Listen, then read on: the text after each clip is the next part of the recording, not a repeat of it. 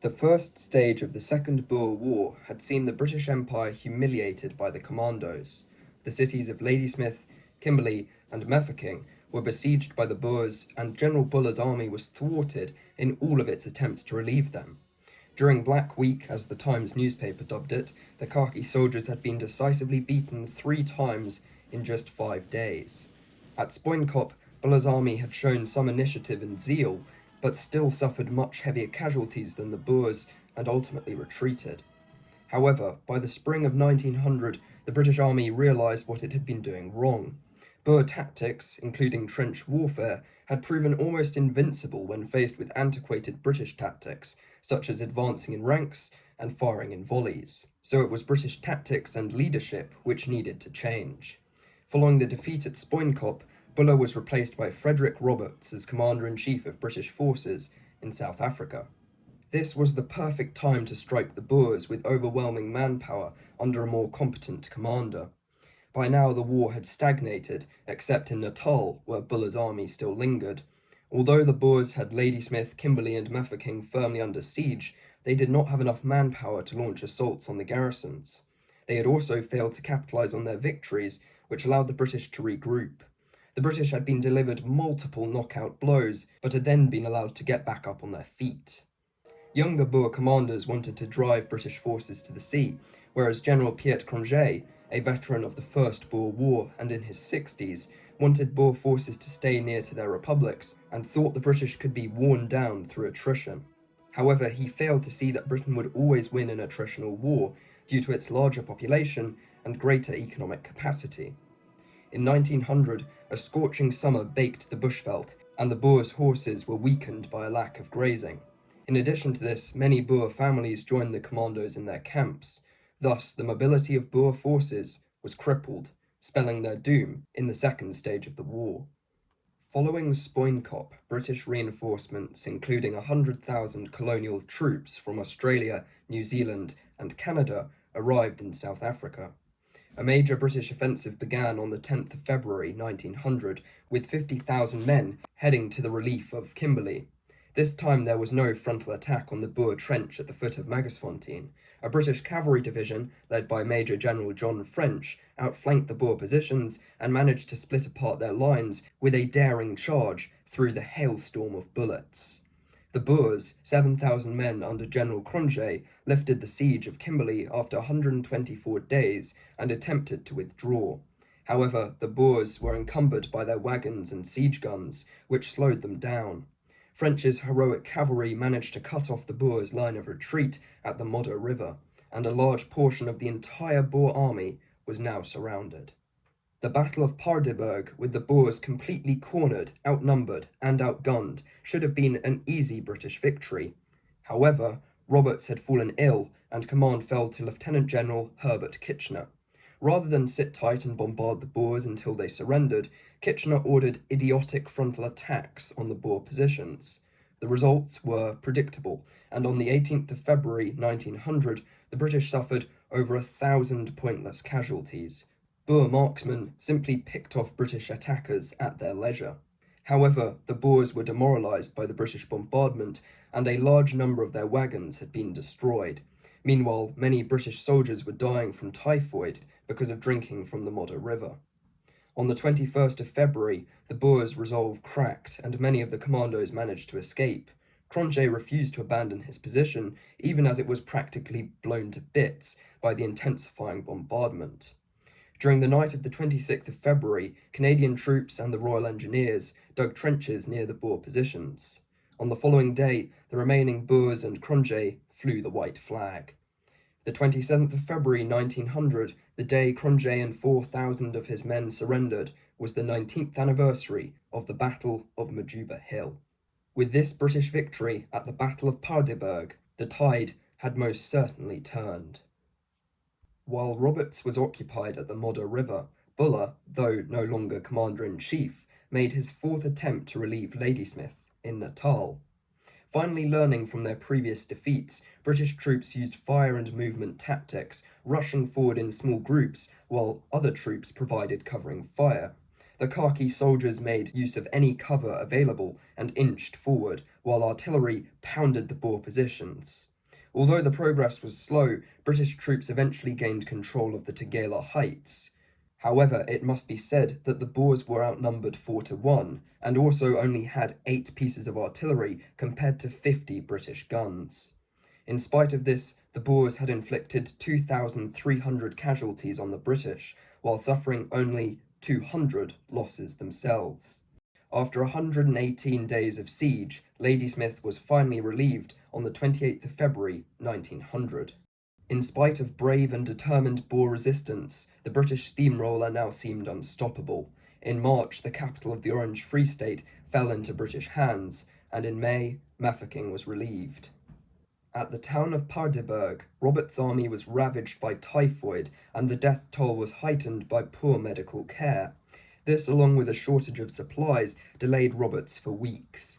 Despite logistical problems with his fragile supply lines, Roberts eventually captured Johannesburg on the 31st of May and Pretoria, the capital of Transvaal, on the 5th of June. With the loss of these cities, Transvaal, also known as the South African Republic, was formally under British control. On the 3rd of September, Roberts declared the conflict over, as both Boer republics had been annexed. However, in reality, the Second Boer War was far from over, as thousands of commandos refused to surrender, even following a British victory at the Battle of Diamond Hill. The Boers declared Kroonstad in the Orange Free State as the new capital and continued to resist the British using guerrilla warfare. Supply lines were harassed and raided by the commandos, while isolated British convoys were ambushed. Railway lines were mined. In country they knew like the back of their hand, with the support of local civilians who supplied and informed the commandos, these guerrilla tactics proved highly effective for the Boers. On the 15th of March 1900, Roberts offered Boer fighters an amnesty if they swore an oath of neutrality and peacefully returned to their farms. Between March and June 1900, over 10,000 Boers took this oath and gave up the fight. Still, many so-called bitter enders fought on against the British occupation of their republics. Meanwhile, President Kruger and the Transvaal government evaded British capture by seeking asylum in Portuguese East Africa. In October 1900, Kruger left to mainland Europe on a Dutch warship. He died in Switzerland in 1904. The British infantry struggled to pin down Boer commandos, all on horseback, because their columns were too slow and they did not have the support or sympathy of local civilians. The Boer raids and ambushes were sporadic and scattered across the veldt, so the British troops were never able to respond in time. Although the British Empire was now formally in control of the Boer republics, they were actually only in control of the areas where they had a physical military presence. Therefore, the British Army was stretched thin across the veldt, with militia units, such as the Imperial Yeomanry, being raised in order to help cover more ground. A prominent unit of irregular cavalry, which was employed in this counter-insurgency warfare, was the infamous Bushveld Carabiners. The unit was largely made up of Australians, who were far more accustomed to horses and the bush than the British. They were highly effective at capturing Boer fighters and committed several atrocities, including the shooting of prisoners and civilian non-combatants. On the 5th of September 1901, several Carabiners fired indiscriminately into Boer wagons, killing 2 young boys. Several officers were tried for war crimes, with Lieutenants Breaker Morant and Hancock being executed by firing squad. The reputation of the Carabiners was forever tarnished. In May 1900, over the space of less than 10 days, skirmishes with the Boers cost the British 1,500 casualties. The same month, 500 yeomanry were forced to surrender at Lindley and a whole convoy at Heilbronn. In the December of 1900, a British brigade lost over 40% of its 1,500 men, with 650 soldiers being killed, wounded, or captured by the Boer commandos in the mountains of Transvaal. In these hit-and-run engagements, Boer casualties were very light, while British forces were being simply decimated. The British had to change tactics if they were going to suppress the bitter enders, and the whole Boer population would be made to pay the price for continued resistance by the commandos. Britain's new counterinsurgency strategy, proposed by Lord Kitchener, was a drastic one. A net of barbed wire fences was cast over the veldt, with 8,000 blockhouses being built to act as bastions of British control and protect supply lines. The fenced-off areas were then swept by British forces to clear them of all Boer resistance, and a scorched earth policy was introduced. Boer farmhouses and crop fields were burnt to the ground, as the commandos used them to stay supplied.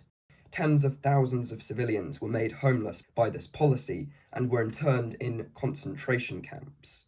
These camps bore more resemblance to strategic hamlets during the Vietnam War than the death camps of the Third Reich. The British did not intend to commit genocide, only to house those displaced by their brutal tactics, mostly women and children, and to stop them from supporting the commandos. However, due to poor administration, terrible living conditions, and a shortage of supplies, the death toll from malnutrition and diseases was extremely high. Nearly 48,000 people died in these camps, including 28,000 Boers and over 20,000 native Africans. A report published about the concentration camps in South Africa in June 1901 caused outrage among the international community.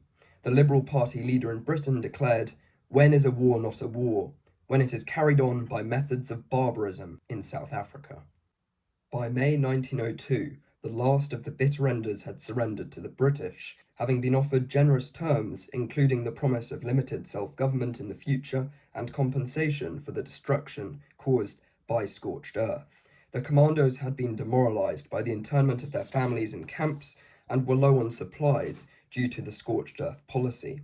In the end, it had taken nearly 500,000 British and colonial troops to defeat the Boers, along with 100,000 native African auxiliaries. This had been required to suppress merely 25,000 Transvaal Boers, 15,000 Orange Free State Boers, and 6,000 to 7,000 Cape Boers. In total, 22,000 British soldiers had been killed, 14,000 from disease, compared to 6,000 Boer commandos. Although Britain had won, it came at a huge cost, and some historians have even claimed that the Boer Wars signalled the beginning of the British Empire's decline. The Boers' guerrilla tactics would later be adopted by the IRA during the Irish War of Independence in the 1920s. The British would lose this war, with Ireland becoming one of the first colonies Britain lost control of. The British public had mixed perceptions of the Boers. Some viewed them in the same way as many see the romanticised American frontiersmen of the Old West, as rugged, free-spirited individuals who lived off the land and were in harmony with nature. This was starkly contrasted with the urban sprawl and polluted industrial cities of Britain. Others saw the Boers as a savage, rough, and simple people. Lord Kitchener once scathingly described the Boers as mere Afrikanders with a thin white veneer. Some people looked on the Boers' treatment of Africans with disgust, even at the time, though one could argue the native tribes were equally cruel to each other. However, while the public's view of the Boers was mixed, the way the Boer commandos are remembered in military history is clear.